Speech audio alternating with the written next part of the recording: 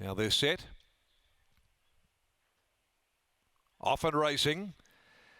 One of the first of them to get going is Back to Bondi from the inside, also away very quickly. Rockin' Robin, and charging forward now. Bradbury's Moment is going to skate to the lead. Over into the back, and Bradbury's Moment takes over from Back to Bondi. Pike was able to send Vampy Queen forward, and also driving across hard is the Rocket. Behind them, Rare Runner. Rockin' Robin settling back better than midfield.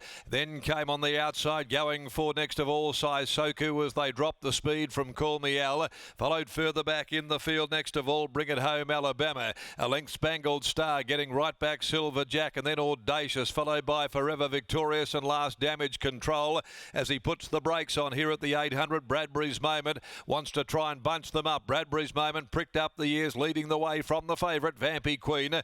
Over on the outside next of all, the Rocket stranded wide, but they're not going overly fast, and then wider still on the outside of those is Saisoku. On the rails Back to Bondi between horses, then Rare Honor. A length away then came You Can Call Me Al as they start to quicken yet again. Over on the outside to Spangled Star, Rockin' Robin calling it a day. Further back Silver Jack, Audacious, Bring It Home Alabama. Damage Control near enough towards the tail end of the field on straightening with Forever Victorious. Bradbury's Moment though is clear of them at the 220. Back to Bondi looking the immediate danger. Wants to run around, won't go straight. Now gets almost on equal terms. 100 to go. Bradbury's Moment, and away would Back to Bondi. Back to Bondi, still too good for them at the end of the day. Back to Bondi, not an easy ride, but got home from Bradbury's Moment. You Can Call Me Al, or also there is the Rocket for third. They finished in front of Rare Honor. Vampy Queen got a bit tired. Followed further back Spangled Star, then Saisoku, Silver Jack, Rockin' Robin, Damage Control and Audacious, the next of them in. And the last two to salute the judge back there, Forever Victorious in company with Bring It Home Alabama. Back to Bondi, bit of a handful for Sean O'Donnell, but still delivers. Number 10, Back to Bondi, presented particularly well. Strong looking 3-year-old, the son of Bondi from Black in Time. For Bellis, ridden by Sean O'Donnell for Trevor Andrews, and got the upper hand over Bradbury's Moment, which has attempted to lead all of the way. It showed dazzling speed straight to the front, and then wanted to try and pack them up a little. They've gone just under 1:37 for the mile, so they did get some cheap sectionals mid-race. You Can Call Me Al picks up third in front of the Rocket, who did sit 3 deep most of the way. Half a length, 1 3/4 of the margins. A half, 1 3/4. Back to Bondi. The 3-year-old here, just at second lifetime start. Still plenty to learn. Wobbled around, just lost its way there, and every time that Sean wanted to really give the horse a reminder, wanted to roll, and he had to stop, straighten off Bradbury's Moment, but still had that ability, momentum to carry it through to the line and win by that half-length margin. The runner-up, Bradbury's Moment by Bradbury's Luck from Habanera. Brad Parnham for the Danny Morton stable, and You Can Call Me Al, a Gingerbread Man gelding from Ningaloo Blitz, trained by Gary McPherson and ridden by Jason Whiting. They run home in 35.21, 35.21. Next event will be the running of the Drummond Golf Handicap over 1,000 metres, and there are no changes there at 2:54, the advertised starting time. Okay, we'll go downstairs now. Here's Lockie back in the yard. He's with Jason Smith there, stable representative this afternoon for Trevor Andrews.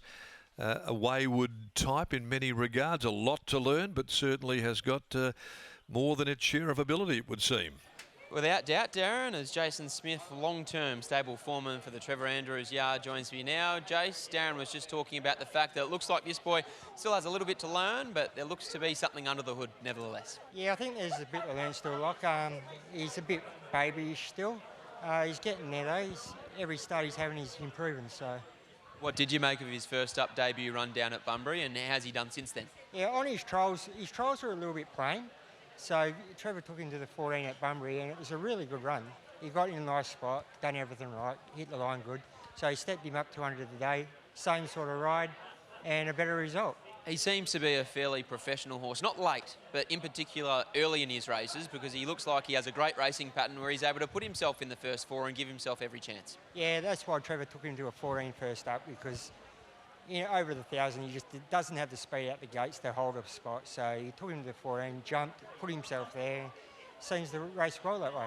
Does he give yourself and Trevor the indication that he could be a horse that stretches out and plays a part in some of the 3-year-old races at the back end of the autumn? Well, at this stage, on what he's done, he's progressing the right way towards it, so yeah.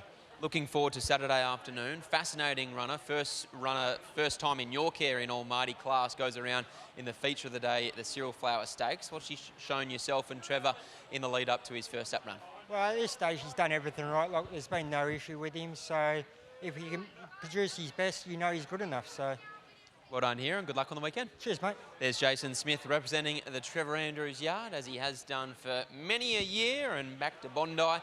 He looked like he was going to give that race away over the concluding stages, but Sean O'Donnell was just able to do enough over the final 100. It certainly was, out of Black in Time, who your dad trained many moons ago. Ran second or third in a Winterbottom Stakes from memory, so a well-bred horse out of the Linwood Park Stud Farm, and back to Bondi, gets the job done here in race number 2. So he looks like a nice type. Never easy to win second up at the mile, but Sean O'Donnell, he continues to ride in terrific form, and Trevor Andrews' yard has been in great form over the last 2 to 3 months now. Yeah, I don't want to rub salt into the wounds for your dad with bad memories. Ran second and third in the Winterbottom that year. Black in Time ran third, and Idyllic Ruler ran second. So Sean O'Donnell's about to join us now. This horse has only had the 2 starts, a nice encouraging debut, and then today goes a little bit better. It's 10, 7, 1 and 8. Sean O'Donnell was just having a bit of banter with Lukey Campbell. He's now popped the saddle down, and we'll hopefully get a word from him after the victory. These Bellis owners, there's plenty of them, as there always are. They're in the mounting yard